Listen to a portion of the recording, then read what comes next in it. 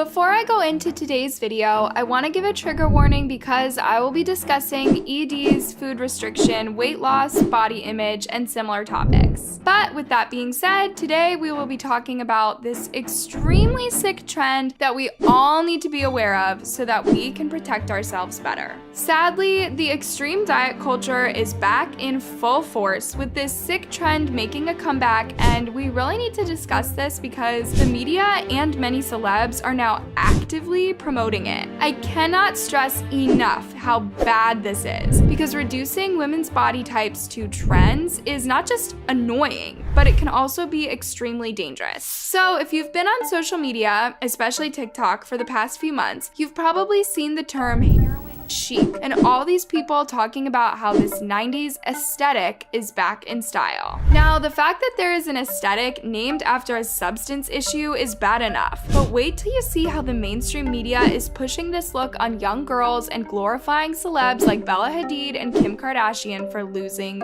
weight. What also is very problematic is that some of these celebs who are rumored to be using dangerous medicine and taking other extreme measures to drop weight quickly while at the same time constantly posting photos of themselves eating junk food. Now, I want to point out that this video is not aimed at any celebrity personally, but these people are public figures, and if they get to enjoy the benefits of having huge reach, then I think they should also accept the responsibilities that come with that. So let's talk about this sick trend, and is it really making a comeback, and how can we stop it from ruining another generation of women? I want to give you a bit of context first because it's very important to remember that the fashion industry has always been toxic, and it's been capitalizing on women's insecurities for decades by constantly switching between body trends. You've probably noticed that a lot of millennials on social media are really upset right now about this 90s fashion aesthetic coming back, and that's because they got to experience how dangerous it was when it had its first comeback in the early 2010s. This trend first became a thing in the early 1990s when the high fashion industry promoted models that were extremely thin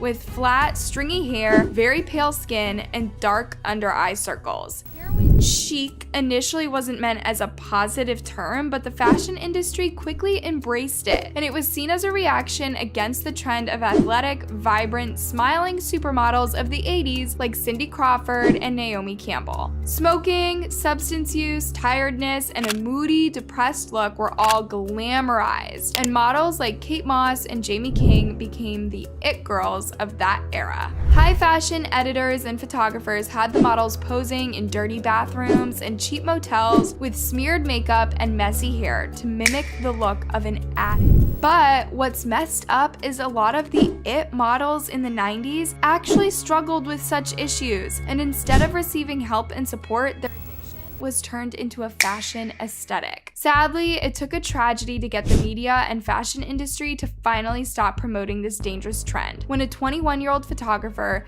David Sorrenti, who used to photograph this trend and the models of the era, died of an OD, the media finally started paying attention to this trend. And though this trend fell off in the early 2000s with the emergence of Victoria's Secret bombshell look, the damage had already been done, and a generation of girls and young women had developed EDs, so the fact that this is now being promoted again is very disturbing. Sadly, many millennials remember how in the early 2010s this trend already had its first comeback, and unhealthy food habits were actively promoted and glamorized on the social media platform Tumblr with no trigger warnings, restrictions, censorship, or anything of the sort. And when I tell you that this was really bad, I mean it was really bad. Body positivity was practically non-existent, and fat phobia was completely normalized on Tumblr. And if you ask any woman who is a teenager on Tumblr in the early to mid 2010s, I guarantee you they'll have some horror stories to tell you. Of course, the fashion industry was behind this comeback because luxury fashion houses like Chanel again started using extremely thin models models on runways and in campaigns. But like I already mentioned, the fashion industry constantly switches body trends, so a few years after the very thin look, it was time for a new era, the BBL era. By the end of the 2010s, Tumblr was completely overshadowed by Instagram, and the Tumblr girl aesthetic was replaced by the curvy hourglass look with an exaggerated behind, popularized by Kim Kardashian. According to one report by the International Society of Plastic Surgery, between 2015 and 2020, the number of BBLs performed globally grew by almost 80%. Suddenly, every other influencer on IG and TikTok looked like a Kardashian clone, and the BBL effect hashtag was constantly one of the most popular searched trends. But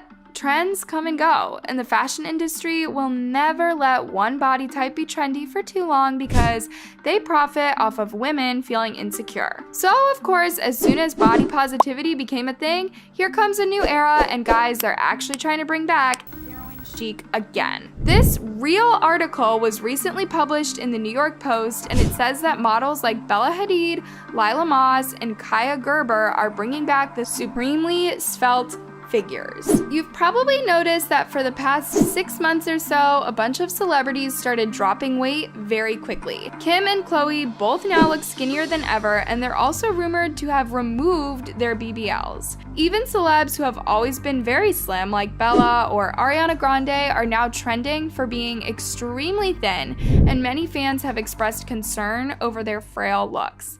Now, like I said, this video was not meant to bash anyone, especially not Bella, because we all know she grew up with a mom who had a very toxic relationship with food.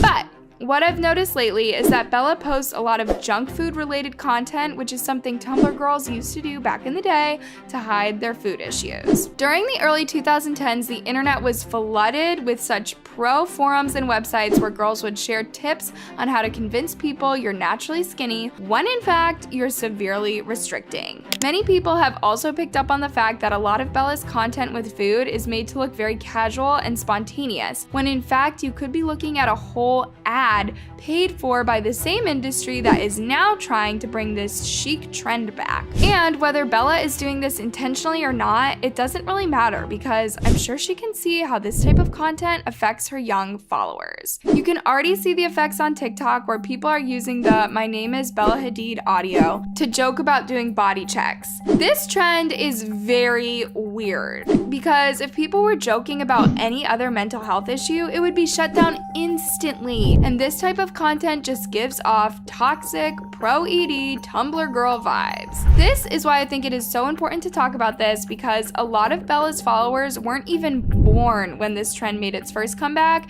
and maybe they don't realize how horrible that era was for so many women. And then there were also these stories that Bella recently shared with no context. This probably had something to do with her Lyme disease, but it's still strange to share these types of photos with absolutely no message attached to them. Not all people know that Bella has Lyme disease, and these photos are like textbook examples of what you could see back in the day on Tumblr when the sick girl look was glamorized. Now, as far as the Kardashians and their recent weight loss, here is another very problematic thing I want to mention. First of all, I know both Kim and Khloe work out a lot, but it's so weird how they allegedly chose to remove their BBLs as soon as the media announced that curvy is out and thin is in. But then there are these women who just naturally have this figure, and these women are now being told their bodies are no longer in. However, that's not even the most disturbing part. Rumor has it that Kim, Khloe, and other celebs who recently dropped a bunch of weight in a short amount of time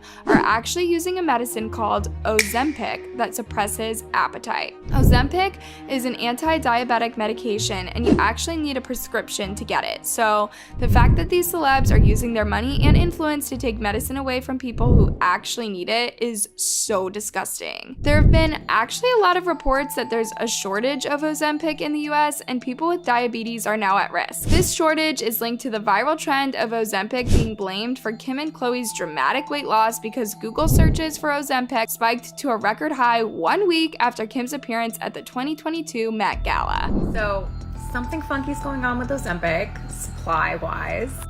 This is the first time where I've had kind of a little bit of trouble getting it. Also, it did not show up in my CVS app at all. I didn't get texts when it was in stock. And I had to call my doctor's office and be like, hi, have you sent my prescription yet? Because I really need it. Now, whether Kim and Khloe actually use this medicine for weight loss is irrelevant in my opinion. It's the fact that they still haven't bothered to deny it, and we all know how quick they are to clap back at people over false rumors. It actually seems like Kim and Khloe are soaking up all this attention they're getting for being so thin, and they simply don't care about any rumors or effect that they have on their fans. And again, I'm not bashing either one of these women for the way that they look, but I think that the very least that they could do is deny that they're taking weight loss supplements and tell their followers that this is not okay. But I'm not gonna hold my breath for Kim or Khloe to address this, so I think what we need to do as consumers of content is be very, very mindful of who we look up to.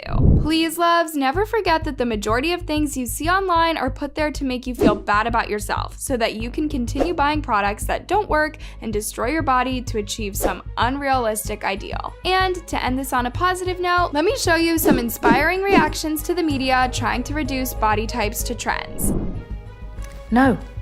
We tried this before in the 90s and millions of people developed eating disorders. I had one for like 20 years. We're not doing this again. We're not going back. Our bodies are not trends. Our body shapes are not trends. Off. I could have my Gucci on. I could wear my Louis Vuitton. But even with nothing on, I made you look. I made you look, yeah. Don't forget to let me know what you think about all of this in the comments, and I'll see you all in my next video.